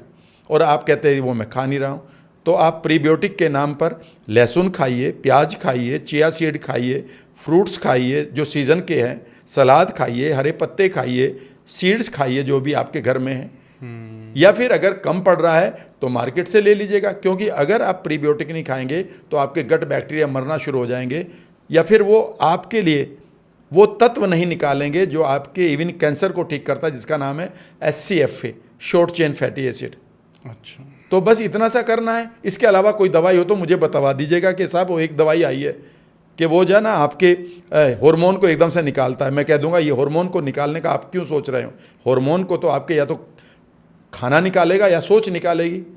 तुम दवाइयों से अगर अपनी हार्मोन्स को निकाल रहे हो उठ पटांग, तो ये तो फिर वही वाली बात है कि आपकी गाय दूध नहीं देती है, उसे रोजाना इंजेक्शन लगाते, वो तो उस तरह से दूध दे रही है, वो दूध उसका कहाँ है? वो तो आपने क्रिएट करा उसके सिस्टम में। राम सर, मुझे एक चीज़ पूछनी है कि जैसे आप है ना मिल्क प्रोडक्ट्स को लेकर, मिल्क या मिल्क प्रोडक्ट्स को लेकर, लेकिन ये तो सदियों से चलता है। हमारे परदादा, दादा, पापा सब दूध पीते आए और वो हमें गाइड करते थे कि भाई दूध पीना चाहिए ना। और अब आप कह रहे कि वो चीज़ें हमें अवॉइड करनी चाहिए। देखो एक काम करते हैं, अगर रूल लगेगा तो उसमें सारी चीज़ें फिट होंगी। ठीक है, आप एक पढ़े लिखे और साइंस के स्टूडेंट हैं। एक रूल बताऊं आपको? बताइए। रूल का नाम है everything being constant the rule works. Everything being constant comma the rule works. नियम तब काम करता है जब बाकी चीज़ें भी कांस्टेंट हों, निश्चित हों, स्थिर हों। ठीक है। मेरे सामने एक रेड लाइट का चौराहा आ चुका है और मेरी ग्रीन लाइट है। मैं ये सोचते हुए गाड़ी तेज चलाऊंगा कि मेरा एक्सीडेंट नहीं होगा, लेकिन यहाँ पर एक प्रेमाइस, एक कानून या एक शर्त छुपी हुई है कि जिनका रेड है वो खड़े रहें। अगर वो एकदम से तेज से चल पड़े तो मेरा काम तमाम है, रूल खत्म हो गया ना। तो जब आप इस चीज़ को लेते हैं तो उन सारे रूल्स को देखते हैं। पहले आप मान लेते हैं कि दादा बाप पीते थे, ठीक है ना, मैंने खूब दूध पिया है और मैं अपने गांव में दूध पीने वाले बच्चों में से टॉप क्लास में आता था। जो इतना लंबा गिलास होता था ना फूल का, आप समझ रहे हैं ना? बिल्कुल। वो जब मैं 2 पीने के बाद तीसरा बढ़ाता था तो लोग क्या कहा करते थे। जब मेरे घर में रात को पंचायत लगती थी, मेरी मदर के हाथ का दूध जो है, मैं गर्व से कह सकता हूँ कि जब भी आसपास मेहमान आते थे कुनबे में, हमारे घर का दूध जरूर पीते थे। मैं तो हमारे गाँव में बिलोमनी, ठीक है ना, उसका दूध तो हम खूब पीते थे। जी जी। लेकिन मैं उस दूध की बात करता हूँ। वहाँ पर आपका चारा जेनेटिकली मॉडिफाइड चारा नहीं था, आजकल जेनेटिकली मॉडिफाइड आ चुका है। नंबर 2, उस गाय या भैंस को कभी कोई इंजेक्शन नहीं लगाया जाता था, उसे अपने हाथ से नहलाया जाता था, ठीक है ना। तीसरी बात, उस समय आपके पास कितना स्ट्रेसलेस लाइफ थी। चौथी बात, आपके गट के बैक्टीरिया और आपका फाइबर इतना ज़्यादा था कि वहाँ पर इसका कोई फ़र्क नहीं पड़ता था। आपके पास गट बैक्टीरिया कम होते, जो आपके दूध को पचाने वाले जो एंजाइम्स हैं, जो आपके दूध के 2 मॉलिक्यूल को आपस में तोड़ते हैं, वह सिर्फ आपके बैक्टीरिया करते हैं। आज आपके पास वो बैक्टीरिया भी नहीं है। तीसरी बात, अब मैं आगे सुना देता हूँ, एक उम्र के बाद आपके पास वो एंजाइम नहीं बनते हैं, ना ही वो जीन है आपके पास कि इस दूध को पचाए। वो सिर्फ 1 से आधे % लोगों से भी कम है वो जीन। वो हमारे बाबा दादाओं के पास थी, वो हमारे पास नहीं है, क्योंकि हमारे गट के बैक्टीरिया हमारे जीन को कंट्रोल करते हैं। एनीवे, मैं आगे साइंस बता देता हूँ। साइंस ये है, किताब का नाम है अनलिमिटेड पावर, चैप्टर का नाम है द एनर्जी, सब चैप्टर का नाम है द मिल्क। अब मैं कुछ चीज़ें बता दूं आपको। जी बताइए। जो मैंने पढ़ी और मैंने उनको अप्लाई किया और मैंने ऑलमोस्ट दूध छोड़ दिया। कब से? 2000 से। मतलब 25 साल हो गए आपको? जी। और मेरे घर में अभी भी गाय हैं, गांव में मेरे खेती होती है। मैं किसान हूँ। गन्ने का पेमेंट मेरा ग्रामीण बैंक में आता है। मैं अपना खाता दे सकता हूँ। जब 100-200 करोड़ होंगे तो 10% भेज देना। तो मैं गांव का किसान हूँ, ठीक है सर, ठीक है ना। लेकिन मैं, और वहाँ पर अभी भी छाछ होती है मेरे गांव में, ठीक है ना। मेरे बड़े भाई का परिवार बढ़िया तरीके से बनाता है उसको। लेकिन मैंने शुगर यूजुअली ऑलमोस्ट 99% छोड़ रखी है। दूध 99%। कहीं पर किसी के, मैं आपके घर गया और आपने चाय बनाई दी तो मैं ऐसे टेंट्रम नहीं शो करूँगा, नहीं जी मैं चाय नहीं पीऊँगा, लाइक दिस, ठीक है ना। लेकिन मैं पीछे से अपने गट बैक्टीरिया को डेली बढ़ाता हूँ। 2 साल से मैं गट बैक्टीरिया के ऊपर काम कर रहा हूँ और 2 साल से मैंने कोई साबुन नहीं लगाई और कोई दवाई नहीं खाई है। एनीवे, मैं दूध के बारे में बता देता हूँ, लोग वहीं से, मैंने जैसे ही चैप्टर पढ़ा वो और उसमें जो रिपोर्ट थी वो फाइंडिंग मैं बता देता हूँ। एक डॉक्टर ने 25,000 लोगों को 3 साल तक 5 से 8 गिलास दूध पिलाया है, और 3 साल के बाद उन लोगों को 2 चीज़ों की प्रॉब्लम थी। नंबर 1, उनके पास एलर्जी बहुत थी, एलर्जी, हाँ, और दूसरा उनके पास कैल्शियम की कमी थी। दूसरा बताता हूँ। दूध से तो कैल्शियम मिलता है। अच्छा, मैं एक बात पूछ रहा हूँ आपको। आपकी दीवार टूटी हुई है, ठीक है ना, और आप अपने नज़दीक के टाउन में गए और वहाँ से आपने 4 कट्टे सीमेंट खरीदा, ठीक है ना, 10 कट्टे आपने वहाँ से सैंड खरीदा, पीओपी खरीदा, लोहा खरीदा, ठीक है ना, और वो सामान लेके आपने अपने घर के पिछवाड़े में डाल दिया। आपकी दीवार ठीक हो गई? नहीं। आपको पता है आप कैल्शियम का कितना बड़ा गेम आपके साथ चल रहा है? आपको पता है ये हार्ट अटैक क्यों बढ़ रहे हैं? अगर आपके, ध्यान से सुनिएगा, ये लाइन शायद लोगों की लाइफ बचा सकती है जो मैं अब बताऊंगा, और इसे अभी गूगल कर लीजिएगा। मैं जो भी चीज़ बताऊंगा वो मेरी कम से कम 5, 7, 10, 15, 20, 25, 30, 100 बार पढ़ी हुई होगी, तब तक नहीं बताऊंगा मैं। ये जड़ खाने से ये हो जाता है, भाई साहब मुझे बताओ क्या हो जाता है, या मैं बताता हूँ कि गिलोय खाने से कैसे आपका कैंसर ठीक हो सकता है, या मैं प्रूव करके दिखाता हूँ। मैंने पढ़ रखा है, मैं बता सकता हूँ, ठीक है ना। जब आप कैल्शियम की बात करते हैं तो आपका दूध आपके अंदर जितनी कैल्शियम वो देगा उससे ज़्यादा वो पहले ले लेता है, नंबर 1। नंबर 2, अब कैल्शियम के बारे में बता देता हूँ। कभी भी कैल्शियम जब भी आप ले रहे हैं, यद्यपि यह डिमांड आपकी अनवारंटेड है, अननीडेड है, आपका शरीर को जितनी कैल्शियम चाहिए वह आपको चारों तरफ से मिलती है। आपके सीड से मिलती है, तिल से मिलती है, खाने से मिलती है। आपकी 1 किलो दूध से ज़्यादा आपके 1 किलो शलजम के पत्तों में आपको कैल्शियम मिलती है, जो कभी नुकसान नहीं करती। कैल्शियम को हड्डियों और दांतों तक पहुंचाने के लिए एक विटामिन की ज़रूरत पड़ती है, उसका नाम है K2, और K2 विटामिन को आपके गट बैक्टीरिया बनाते हैं। और अगर K2 विटामिन आपके पास नहीं है तो ये जो आपने कैल्शियम खाई है ये आपकी हड्डियों में नहीं जाएगी, दांतों में नहीं जाएगी, ये कहाँ जाएगी? ये जाएगी आपकी आर्टरीज़ में, और आपकी आर्टरीज़ समय से पहले भरकर एक ही चीज़ देगी, उसका नाम है हार्ट अटैक। कभी भी पढ़ लेना इसको कि role of K2 in calcium. If K2 is not there in your gut, अगर आपके गट के अंदर K2 नहीं है तो मेरी ये कैल्शियम कहाँ जा रही है? आगे सुन लीजिएगा, अगली रिसर्च ये सबको मालूम है। जैसे ही आप 1 गिलास दूध पीते हैं, ठीक है, अब यहां पर फिर वही कहेंगे वो पिया करते थे, भाई साहब उनके पास K2 था, उनके पास वो जीन एक्टिवेटेड थी जो उस उम्र में भी दूध को पचा देती। कितने देर काम किया करते थे आपके बाप दादा, पता है आपको? सुबह 5 बजे उठकर, 4 बजे उठकर 5 बजे बुग्गी भर देते थे वो, बिल्कुल खेतों में चले जाते थे, ठीक है ना। 8 बजे तक, जब तक तुम्हारी आंख खुलती थी ना, तब तक एक बुग्गी वो गन्ने छील कर आ जाते थे। उसके बाद वो क्या करते थे, बैठ के हुक्का पिया करते थे। मैं रिकमेंड नहीं कर रहा हूँ, लेकिन वो कितना क्वालिटी रिकवरी टाइम था उनका। फिर वो आकर सोया करते थे, फिर वो पंचायत में रागनी सुना करते थे। सही बात। आप उस चीज को, कितनी वो जीन को एक्टिवेट रखते थे। आपकी जीन कितनी एक्टिवेटेड है? कब हंसे थे आप पिछली बार? पता ही नहीं। कितने जोक सुने अभी? कितने दिन से आप मामा चाचा ताऊ के पास बैठे हैं? आप तो हो सकता है कि बैठे छोटे टाउन से आए, यहाँ तो यही नहीं पता। मेरे ऑफिस से सिर्फ 1 किलोमीटर में मेरे कजन रहते हैं जिनके साथ मैं बचपन में खेला। पिछले 10 सालों में मैं मिला ही हूँ 3 बार। हम हंसना भूल गए हैं। तो वो जो जीन एक्सप्रेशन थे, मैं आपको सारी जीन पढ़ा दूंगा। 23,680 जीन्स कैसे काम करते हैं, वो जेनेटिक एक्सप्रेशन उनका था कि वो उस जीन को एक्टिवेट रखते थे जो 0.1% लोगों के पास मिलती है दूध को पचाने वाली। जब वो आपके पास है ही नहीं तो फिर उसे बात डिस्कशन करोगे तो सब करो ना पूरा का पूरा। एनीवे, आपने 1 गिलास दूध पिया, जैसे ये दूध आपके पेट में जाता है यह एकदम से एसिडिक रिफ्लेक्स पैदा करता है, और आपकी बॉडी को जिंदा रहने के लिए अपने पीएच वैल्यू को, पीएच वैल्यू तो पता है ना, 7.4 होना चाहिए। अगर इससे कम हो गया, एसिडिक वैल्यू हो गई, तो आपकी बॉडी खराब हो सकती है। 5 तक आते आते बॉडी मरना शुरू हो जाती है। उसे मेंटेन करने के लिए एकदम से बॉडी को क्या चाहिए? कैल्शियम। और उसके पास कैल्शियम 2 जगह है, 1% उसके ब्लड में है और 99% बोन्स में है। इमीडिएटली इमरजेंसी आ रही है कि आपने एसिडिक मीडियम क्रिएट कर दिया। अब बॉडी कहाँ से लेगी बायोकार्बोनेट? आपके ब्लड से, क्योंकि हड्डियों से निकालने में टाइम लगेगा, और टक से आपके ब्लड का, आपकी सेल्यूलर लेवल पर जो कैल्शियम पड़ा था उसको यूटिलाइज कर लिया। क्योंकि आपकी बॉडी को बचाने के लिए 7.4 pH रखना है। लेकिन अब उसे पूरा कहाँ से करेगा? वो पूरा करेगा आपकी हड्डियों से, याद रखिएगा। इसीलिए मिल्क एंड ऑस्टियोपोरोसिस अभी गूगल कर लेना, सबसे ज़्यादा हड्डियाँ टूटने की शिकायत उन लोगों को आ रही है जो दूध पीते हैं, और दूध इसीलिए एथलीट दूध छोड़ रहे हैं। दूध हम सबसे ज़्यादा छोटे बच्चों को देते हैं पीने के लिए।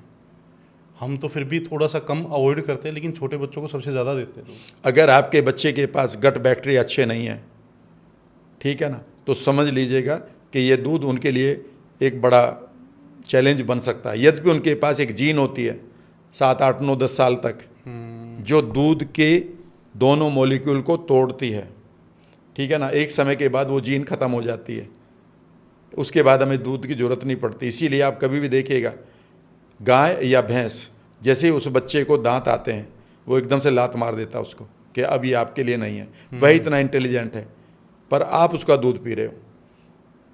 कोई ऑप्शन है सर उसका? बच्चों को क्या दें? जैसे एक आलमंड मिल्क करके भी आता है। माँ का दूध जो पहले 3, 4, 5, 7 दिन है वह सबसे इम्पोर्टेंट है। बाकी 2 साल तक अगर माँ का दूध बच्चे ने पी लिया है, उसके बाद उसे कोई किसी दूध की ज़रूरत नहीं पड़ती है। याद रखिएगा, जितने भी बेस्ट गट रखने वाले लोग हैं पूरे वर्ल्ड में, वो लोग थे जिन लोगों की आप बात कर रहे थे। इकेरिया एक जगह है, इकिगाई की जो हम बात कर रहे हैं, और वो जापान में है। वो लोग हैं जिनके बच्चे 2-2 साल तक दूध पीते हैं माँ का। हाँ, बिकॉज माँ के दूध में सबसे ज़्यादा प्रीबायोटिक एंड प्रोबायोटिक होते हैं, दोनों एक साथ चलते हैं। माँ का दूध जो है सबसे ज़्यादा प्रीबायोटिक एंड प्रोबायोटिक देता है। बाय द वे, मैं एक बार पूछूं आपसे, जो हार्मोन एक गाय के बछड़े को मैच्योर होने में कितने साल लगते हैं? 2 साल में 2 साल में मैच्योर हो जाता है। गाय भैंस का बच्चा सांड भैंसा बनने में कितने साल लगते हैं? 2 से 2.5 साल। 2 से 2.5 साल। वो से माँ बनने में कितना टाइम लगता है भैंस के बच्चे को? वो भी 2 से 2.5 साल, 3 साल एट द मोस्ट। हमारे बच्चों को कितना लगता है? 21 साल। 21 साल। वह ग्रोथ हार्मोन इनको कैसे दे सकते हो? It is one of the reasons के एक तो उनको इंजेक्शन लग रहे हैं अब पशुओं को, दूसरी बात उनके ग्रोथ हार्मोन डिस्टर्ब हो चुके हैं क्योंकि उनको जो खाना मिल रहा है वो खाना 70, 75, 80s में नहीं था। इसलिए आज देखिएगा, आप एक स्कूल चलाते हैं, आप देखिएगा छोटी बच्चों के पीरियड्स की एज कितनी कम होती जा रही है। बिल्कुल सही कह रहे हैं सर। आप जैसे गेहूं के बारे में बता रहे थे, क्या उसको भी हमें मतलब अवॉइड करना चाहिए? आप करें ना करें, बाय द वे, जिस दिन आपने इसके बारे में पढ़ना शुरू कर दिया तो आपको चौंकाने वाली बात नज़र आएंगी। मुझे मालूम है बहुत सारे लोग इस बात पर गाली देने लगते हैं, पता नहीं उनका मैंने क्या बिगाड़ दिया, ठीक है ना, फिर भी मैं बोल देता हूँ। आप उनके बिलीव को तोड़ रहे हैं ना, जो सालों से वो, लेकिन अब जो आपने उसके पीछे का पूरा साइंस समझाया ना, मैं बता देता हूँ, अभी बता देता हूँ। एक किताब का नाम है व्हीट बेली, पढ़ लो ना। मॉडर्न व्हीट की बात करते हैं, वो ओल्ड व्हीट की बात नहीं करते। मॉडर्न व्हीट को 1500 बार से ज़्यादा उसके जीन को बदल दिया गया है। पहले जो गेहूं था, जिसको शायद बकव्हीट कहते थे उस टाइम, अभी भी उनको कहते हैं, वो खा लीजिएगा। 373 कहते थे, 83 कहते थे, ठीक है ना। वो लेकिन बहुत लंबे होते थे ना, बहुत थी। लंबी बालियां होती थी। अब ये सिर्फ 45 सेंटीमीटर का हो गया, छोटा सा। हाँ, इसकी प्रजाति बदलने में आप व्हीट बेली सुनिएगा, पढ़िएगा, आप रिसेट फैक्टर किताब पढ़िएगा, आप ग्रेन ब्रेन पढ़िएगा। तो कितना यूरिया डालते हैं इनमें? सवाल ये नहीं है, सवाल ये है कि जितनी आप ब्रेन की बीमारियां हो रही हैं, कितनी देर बाद व्हीट खाते ही उस बच्चे का मूड खराब हो जाता है, लड़ाई करने के लिए हैक्ड हो जाता है, आपका ब्रेन को हैक कर रहा है ये। अब मैं ये नहीं कह रहा हूँ कि मैं कितनी बुराई करूँगा, फिर क्या खाएं ये सवाल पूछोगे, उसके बाद जवाब बहुत हैं। एनीवे, आप कभी पढ़ के तो देखिएगा, या तो आप एजुकेशन ना लें, फिर बहस मैं क्यों करूँ? सही बात। मेरा और आपका एक दायरा होना चाहिए ना। बिल्कुल सही बात। या तो बात ये करो कि भाई इसे ये फ़ायदे हैं, ठीक है जी, मुझे बता दो रेफरेंस कहाँ से लाए हो। आप कह रहे हमारे बड़े खाया करते थे, आपके बड़े की बात बताऊँ मैं सर आपको, अदरवाइज मत लीजिएगा। 1970 में, मुझे इतना मालूम है, डेट इसलिए याद है कि 1973 में मैंने अपने फादर को खोया था। उनके टाइम पर जितने मेहमान हमारे घर में आया करते थे, उस समय हम तरसते रहते थे कि हमें भी एक गेहूं की रोटी मिलेगी, वरना उससे पहले चने की रोटी मिलती थी, गोचनी की रोटी मिलती थी, ये तो वर्ड सही, पड़ा ना? बिल्कुल सही बात है। समझिए ना। बिल्कुल। और उसमें याद रखिएगा, अपने अपने घर में वो पिसता था, उसके छलनी में से वो नहीं निकाला करते थे हम, कि जो उसका रफेज है।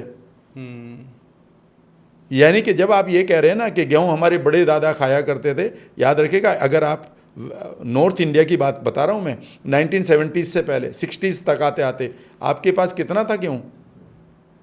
सिर्फ वहां पर जौ था आपके पास खाने के लिए, और मक्का थी, जो था मक्का था, और बाजरा था। बाजरा था। गेहूं सबसे लास्ट में था। जब आप कहते बाप दादा, दादा के टाइम तक तो मैं लड़ पड़ूंगा आपसे। मेरी मेमोरी बड़ी स्ट्रांग है। मैं 1965 के बाद मुझे सारी मेमोरी याद है।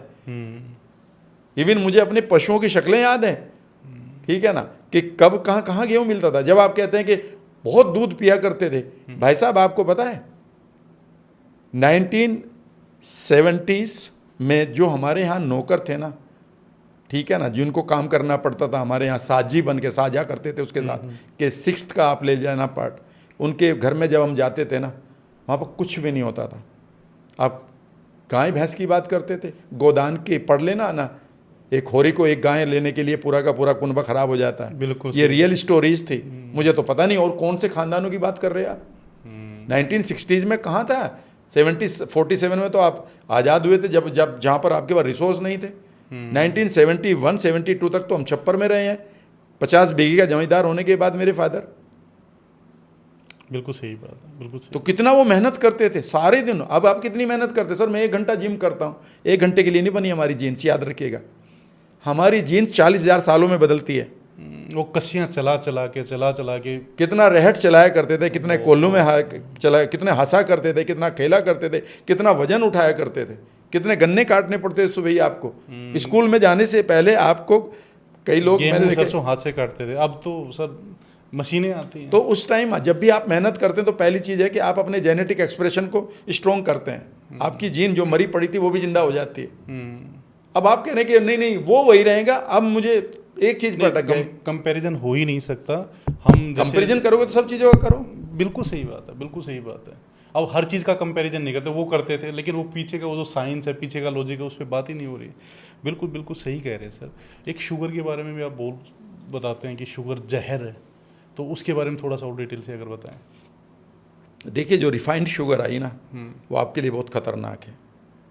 अच्छा। हाँ, इसलिए खतरनाक है, मैं इसका तरीका बता देता हूँ। और मैं आज आपको एक चीज़ बता दूँ, 2 में से हमारे पास आज कितनी डायबिटीज़ फैल रही है, घर घर में हो गई, बिल्कुल गांव में भी हो गई, जहाँ कभी ये बीमारी नहीं थी, और गांव में ज़्यादा हो गई है। और मैं जहाँ पर रहता हूँ, मेरे अपने गांव में गया तो बगल वाले मेरे कज़न और मेरे बगल वाला कज़न, मैं क्या हो गया, शुगर हो रही। मेरी जोर से हंसी छूटी। मैंने कहा यार तुम्हें भी शुगर हो गई? ठीक है ना, तो गांव में भी फैल गई है। बिल्कुल फैल गई। आज मैं आपको बताता हूँ, जब शुगर की बात करते हैं तो हम एक खाने की बात करते हैं जो उसका नाम होता है, कोई भी खाना खाओ वह आपके ग्लिसेमिक इंडेक्स को बढ़ाता है, तय करता है। ग्लिसेमिक इंडेक्स का मतलब है उसमें कितनी शुगर निकलेगी आपके, और आपकी कैसे इंसुलिन ऊपर जाएगी, इंसुलिन स्पाइक, यही आपका मोटापा बढ़ाता है। अब इतनी भी जानकारी लोगों को नहीं, तो मैं तो यहाँ थोड़ा दे सकता हूँ, लेकिन इतना ही रखते हैं। ग्लिसेमिक इंडेक्स, 1 चम्मच गेहूं का आटा और 1 चम्मच शुगर, इन दोनों में बताओ शुगर या आपकी डायबिटीज़ कौन ज़्यादा बढ़ाएगा? आपको क्या बताया गया?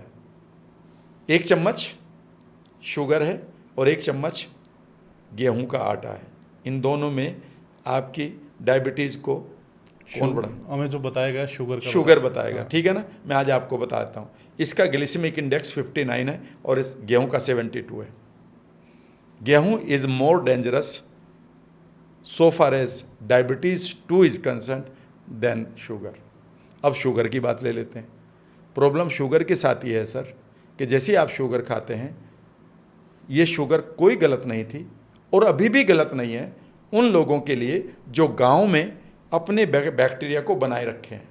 मेरे ब्रदर हैं, मेरे से 5 साल 6 साल 7 साल बड़े हैं, 8 साल ऑलमोस्ट, वो अभी भी उन्हें पूरे दिन लड्डू अपने हाथ के बनाकर खाते रहते हैं, लाल रहते हैं, और वेट अभी भी उनका 70 kg रहता है। उन्हें कोई प्रॉब्लम नहीं है क्योंकि उन्होंने अपने फ्लोरा को बनाया हुआ है। कोई दवाई नहीं खाते, गांव में ही खाना, घर का खाना खाते हैं, बाहर का उन्होंने आज तक कोई खाना नहीं खाया। ठीक है ना। एक हम हैं तनाव में जी रहे हैं, रोज़ाना फास्ट फूड खाना पड़ता है। जब आप एयरपोर्ट पे हैं, पूरा दिन वहाँ पर लग गया, नीचे उतरते हुए आपकी भूख लग रही है तो बर्गर वर्गर ही खाते हैं ना लोग। सही बात है। तो आपका गट बैक्टीरिया खराब हो गया। जैसे ही आपके गट के अंदर गुड बैक्टीरिया कम हो जाते हैं और बैड बैक्टीरिया बढ़ जाते हैं, तो ये जो बैड बैक्टीरिया हैं ये सबसे ज़्यादा नुकसान पहुंचाते हैं, क्योंकि ये विष क्रिएट करते हैं, एंडोटॉक्सिन्स बोलते हैं। और बैड बैक्टीरिया का खाना शुगर है। जब भी आपको शुगर की क्रेविंग आए खाना खाने के बाद, या मिठाई देखते ही मन करे, एक तो बालूशाही बनती है, यार काजू कतली तो खानी पड़ेगी, यार घेवर तो ये बढ़िया है राधे का और फिर आप पे रुका नहीं जा रहा, समझ लीजिएगा कि आपके गट के बैड बैक्टीरिया बढ़ चुके हैं और वह अपनी कॉलोनी छोटी आंतों में बना चुके हैं, जिसे हम सीबो कहते हैं। जब भी आप मीठा खाते हैं तो सबसे बड़ा नुकसान आपकी बॉडी में ग्लिसेमिक इंडेक्स उतना नहीं है,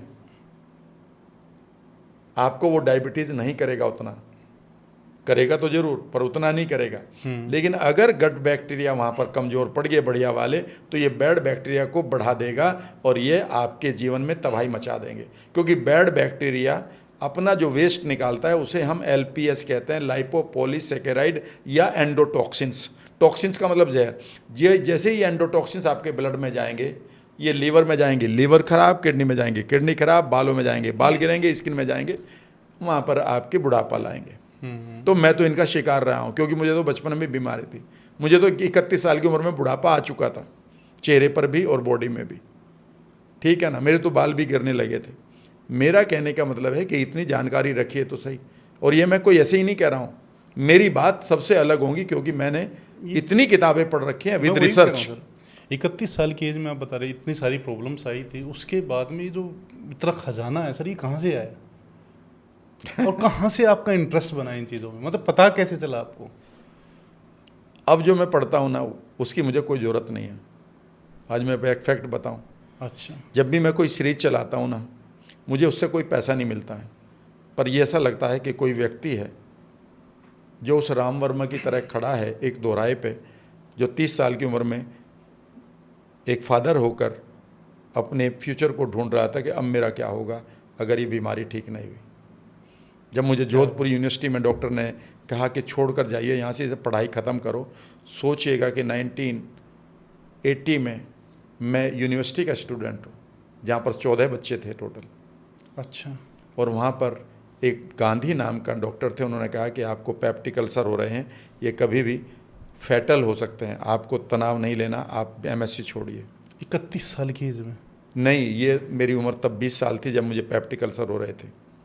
सोचिए कि मुझे ऐसा लगता है कि कोई राम वर्मा अभी भी ऐसी जगह पर खड़ा है जिसको गुमराह होने से मैं बचा सकता हूँ, और बस वो मुझे लोग दिखाई देते हैं। जो लोग मुझे कमेंट में गालियाँ लिखते हैं, मुझे उससे कोई फ़र्क नहीं पड़ता। मुझे तो बड़ी बड़ी गाली मेरे फ़ोन पर आई हैं, लेकिन मुझे उनसे कोई फ़र्क नहीं पड़ता। मुझे उससे फ़र्क पड़ता है जब एक आदमी कहता सर मैंने सिर्फ 3 महीने के लिए दूध छोड़ा, 3 महीने के लिए शक्कर छोड़ी, मैं बैठा हूँ और 3 महीने के बाद मैंने 20 किलो वजन घटा मैं लिया। आपके सामने बैठा हूँ सर 3.5 महीने, और मैं बिल्कुल ऑन कैमरा कह रहा हूँ ये बात। मैं आपकी वीडियोस देखता था, मैंने बहुत सारी चीज़ें, मेरे जितनी चाय कोई नहीं पीता था, मेरे जितना मीठा कोई नहीं खाता था। मेरा वजन हो गया था 110 किलो, 110 kg। मैं आपकी वीडियो देखता था तो उसमें बहुत सारी चीज़ें मुझे पता चली। जैसे अपने मिल्क प्रोडक्ट्स मैंने छोड़े सर। दूध, मतलब मैं तो स्वीट्स का दीवाना था ना, मिठाइयों का, मतलब घेवर आ जाए, बर्फ़ी आ जाए, मैं छोड़ दूँ, हो ही नहीं सकता। लेकिन जैसे आपने बोला ना शुगर अवॉइड करना, मैंने सर दिमाग नहीं लगाया। फिर मैंने दिमाग नहीं लगाया क्योंकि आपकी बहुत सारी चीज़ें, बहुत सारी बातें मैं सुन चुका था, तो मुझे पता था राम सर कह रहे हैं ना, अब एक बार करके देख लेते क्या करके देख लो ना, मैं कह रहा हूँ सीधी सी बात है, करके देख लेना। दूध यही है, भैंस भी यही है, कोई प्रजाति खत्म थोड़ी होगी। मैंने मिल्क एंड मिल्क प्रोडक्ट्स छोड़े सर, 3.5 महीने से मैंने छुआ भी नहीं है। दूसरा, अब आज भी हमने ली तो ब्लैक कॉफ़ी ली, चाय पी का दीवाना था सर मैं तो। दूसरी चीज़, मैंने शुगर छोड़ी बिल्कुल, मैदा छोड़ी, रिफाइंड छोड़ा। मैं लेता क्या हूँ सर, एक तो सुपर फूड की बात आप करते हैं, मैंने मोरंगा पाउडर शुरू किया। सुबह सुबह खाली पेट एक गुनगुने एक गिलास पानी में आधा चम्मच मोरंगा पाउडर, वो पीता हूँ। एक एसगार्ड जूस आता है सर, हाँ, है ना, जो सफ़ेद पेठा है, यस, तो उसका मैं जूस पीता वह भी एडाप्टोजन है, वो कोई और फायदा नहीं करता, वह एडाप्टोजन है। यानी कि आपके जितनी भी बॉडी के टिश्यूज़ हैं उनको सिर्फ नॉर्मल करता है। वो सप्रेस हो गए तो ज़ीरो कर देगा, वो 1 पर आ गए तो ज़ीरो करेगा। मैंने बॉडी डिटॉक्स के लिए सुना था कि वो बॉडी डिटॉक्स कर देता है। उसके बाद ब्रेकफास्ट में क्या होता है सर, 2 खीरे, 2 चकुंदर के बारे में आप बहुत, कांजी वगैरह के बारे में बात करते हैं। 2 खीरे, 2 चकुंदर, 1 टमाटर, यही मेरा ब्रेकफास्ट है, यही मेरा ब्रेकफास्ट है। लंच में 3 कटोरी दाल। और मैंने एक वीडियो में आप को सुना था कि आपने गेहूं खाए हुए काफ़ी टाइम हो गया था, और आप बोले थे कि जो चना होता है उसका छिलका भी नहीं उतारते, उसकी रोटी बनाते, मोटी सी रोटी बनती है, वो खाता हूँ। मैंने मदर को बोला, मदर बोली भाई मेरे से इतने काम नहीं होंगे, मैं सिंपल बेसन ला के दे दिया, माँ मेरी बेसन की रोटी बना दी अगर। तो 2-3 कटोरी दाल के साथ 1 रोटी बेसन की, वो मैंने शुरू की। शाम को 4 बजे के आसपास कुछ सब्जियां उबाल के उसमें मैं सेंधा नमक डाल के वो, इसके अलावा कुछ नहीं। उसके बाद मैं इंटरमिटेंट फास्टिंग, मतलब 4 बजे के बाद अगले दिन सुबह 6 बजे तक कुछ टच नहीं करना। 3.5 महीने में 25 किलो, 25 किलो 25 किलो, 110 किलो था, आज मैं 85 किलो पे। तो मतलब आपकी वीडियोस देख देख के सर, फिर मैंने एक अकेसिया पाउडर आपने बताया था, और तुरंत मैंने ऑर्डर किया। अकेसिया का मतलब है, फ्रेंड लोगों को बताया था, अकेसिया पाउडर का मतलब होता है प्रीबियोटिक है ये। हाँ। ये बबूल का जो गोंद होता है उसको क्रश कर लेते हैं। हाँ, उसमें भी आपने एक वीडियो में बड़ी डांट लगाई थी कि लोग कहते हैं कि उसमें टेस्टलेस होता है, अब वो पानी में घुलता भी नहीं है सर। तो मैंने क्या किया, उसको मुंह में डाल के सीधा गटकना, और या मुंह में फिर भी किसी चिपकता है। शेक में मिला के मिक्सर में हाँ, डाल दो। तो वो चीज़ शुरू की सर। तीसरी एक चीज़ मैंने शुरू की, रोगन बादाम आपने बताया था, बादाम रोगन। हाँ बादाम रोगन, कि रात को गुनगुने पानी में 3-4 ड्रॉप, वो आपकी हाँ, स्किन के लिए, आपके स्किन बालों के के लिए। लिए, तो रात को मैं वो लेता हूँ। एक आपने गोंद कतीरा बताया था, वह बहुत अच्छा प्रीबियोटिक है, बेस्ट प्रीबियोटिक है। हाँ आपके हाथों की जो टिश्यूज़ हैं उनको बहुत सूद करता है वो। हाँ जी, हाँ जी। हाँ। तो ये बहुत सारी चीज़, तो 3.5 महीने में इतना बड़ा चेंज मैंने देखा अपने अंदर कि वेट तो कम हुआ ही हुआ, बल्कि मेरी जो ब्रेन हाई एनर्जी लेवल पे रहता यस। है ना, और मतलब मैं थकता नहीं हूँ सर बिल्कुल भी। तो जो भी इस पॉडकास्ट को देख रहा है दोस्तों, मैंने पर्सनली इन चीज़ों को आजमाया है। राम सर जो भी बोल रहे हैं ना, ये इनकी सालों की रिसर्च है। एक एक चीज़ के पीछे हवा में बातें नहीं बोल रहे, एक एक चीज़ के पीछे पूरा साइंस समझा दे रहे हैं, पूरा का पूरा लॉजिक बता रहे हैं। तो सर मतलब आपसे तो इतना कुछ, और अभी तो सिर्फ आप ये देखिए, हमने गट का टॉपिक उठाया, गट तो कंप्लीट ही नहीं हुआ है अभी तो सर। एनएलपी के बारे में मतलब अगर हम बात शुरू कर दें, या लॉ ऑफ अट्रैक्शन, आजकल बहुत मैनिफेस्टेशन, लॉ ऑफ अट्रैक्शन, मैं सच में ये पॉडकास्ट में लॉ ऑफ अट्रैक्शन भी करना चाहता था। मैं सच में, है ना, और मैं आपसे सीखना और समझना चाहता था, लेकिन क्योंकि घंटों बैठे रहेंगे हम। लेकिन आपको एक प्रॉमिस करना होगा राम सर, ये हमारा जो टॉपिक था ये बहुत इंपॉर्टेंट टॉपिक था और बहुत सही गया, लेकिन आपको लॉ ऑफ अट्रैक्शन के लिए भी और एनएलपी के लिए भी एक अलग अलग पॉडकास्ट हम रिकॉर्ड करेंगे उनके लिए, है ना, क्योंकि इसमें आपने स्टेप बाय स्टेप आपने माइंड से लेकर वैगस नर्व से लेकर गट हेल्थ से लेकर मतलब सारी चीज़ें आपने कवर कर ली बहुत अच्छे से। Thank you so much Ram sir. बहुत समय से मैं ये पॉडकास्ट करना चाहता था। मैं सच बता रहा हूँ, मैं पर्सनली आपके वीडियोस देखता हूँ, मैंने बहुत कुछ सीखा है, और जेन्युइनली आप इतना अच्छा काम कर रहे हैं। वो जो जैसे पहले वो वर्ड था ना क्रांतिकारी, सर क्रांतिकारियों को ना लोग गालियाँ, तो आप जैसे कहते हैं ना गालियाँ देते, वो सर जिसके पास है वही तो देगा। वो जिसके पास वही तो देगा। लेकिन आप देखो ना सर, आप कितने लोगों का भला भी तो कर रहे हैं, उन्हें मेरे जैसे लोग भी तो हैं। यस। कितने हजारों लोग आपकी बातों को इम्प्लीमेंट भी तो कर रहे हैं सर। हाँ, एक चीज़ मैं कहना चाहूँगा, थोड़ी सी बात एक बीच में। फ्रेंड्स, आपने कई लोग अभी एक जगह रुके होंगे कि वैगस नर्व को कैसे हील करें। जब भी आप गंगा जी में डुबकी लगाते हैं ना, यहाँ तक याद रखिएगा आपकी वैगस नर्व एक्टिवेट हो जाती है। गंगा में डुबकी लगाना, पाप काट, सारे पाप धुल जाते हैं। इसीलिए नहीं कहा जाता, वो वैगस नर्व थी जिसे हमारे मुनि ऋषि जानते थे। या फिर आप कोल्ड शावर लें, या फिर आप पानी, बर्फ़ के पानी में बैठा करें यहाँ तक डूबकर 5 मिनट 7 मिनट के लिए। एक पर्सनल क्वेश्चन मेरा सर, उसके बाद मैं फाइनल नोट लूँगा, जो मैं आपसे शुरुआत में पूछना चाह रहा था कि मेरे माइंड में भी और बहुत सारे ऐसे यूथ हैं जिनमें ना पेनफुल मेमोरीज होती है, क्योंकि सारी की सारी चीज़ें माइंड से हैं, है ना, और हम उनको है ना फॉरगेट नहीं कर पा रहे, उनको भूल नहीं पा रहे, वो चीज़ें बार बार याद आती हैं। इवन मेरी जो ग्रोथ हो रही है कहीं ना कहीं उन मेमोरीज की वजह से हो रही है, क्योंकि बार बार वो चीज़ें याद आती है तो मैं और एनर्जी के साथ में काम करता हूँ। मान लीजिए मेरे फादर के साथ में या मेरी मदर के साथ में कुछ मिसबिहेव हुआ था, जैसे कि जब हम गाँव में रहते थे, है ना, तो वो चीज़ें मुझे बार बार याद आती है, और वो चीज़ें याद आती तो मैं दिन रात मेहनत करता, मैंने नेशनल रिकॉर्ड बनाए, वर्ल्ड रिकॉर्ड बनाए। अगर मैं वो मेमोरी भूल जाता कि ऐसा कभी हुआ था, तो क्या ये ग्रोथ हो पाती? ऐसे इसमें दो चीज़ें होती हैं। आप अगर उस मेमोरी का फ़ायदा उठा के उसको लर्निंग की तरह यूज़ कर रहे हैं तो बहुत बढ़िया है। प्रॉब्लम तब आती है जब आदमी के पास एक मेमोरी पड़ी है और लेकिन वह उसे हॉन्ट कर रही है, उसका पीछा कर रही है। अच्छा, सवाल ये है, आपने तो उसको एक तरह से रीफ्रेम कर लिया है, विजडम की लेकिन इसका फ़ायदा यह है कि कई बार हो सकता है कि माइंड अभी भी स्ट्रेस में आ रहा हो इंटरनल वर्ल्ड में, लेकिन आपको ना पता हो। मेमोरी को डिलीट नहीं किया जाता, मेमोरी को डिसएम्पावर किया जाता है। यानी कि वो याद रहेगी आपको लर्निंग की तरह, लेकिन वह आपको तंग नहीं करेगी। कई बार हमारे पास फिज़िकल एब्यूज़ हो जाती है, कई बार ग्रीफ आ जाता है, मृत्यु हो जाती है किसी के परिवार में, कई बार कोई डिग्निटी ख़राब हो जाती है, कई बार कुछ ऐसे पल आते हैं जो आपके पास नहीं आने चाहिए। कुछ ऐसी चीज़ों को हम देख लेते हैं जो हमें नहीं देखनी, तो आंखें ख़राब होने लगती है, मीनिंग ख़राब हो जाता है। कई बार ऐसे फेलियर ब्रेकअप आता है कि हमारा अपना मीनिंग ख़त्म हो जाता है। तो ऐसी मेमोरी से लर्निंग लेने के बावजूद भी वो आपको हॉन्ट करती हैं। तो कोई भी मेमोरी अगर आपको हॉन्ट कर रही है उसे आप हटा लें।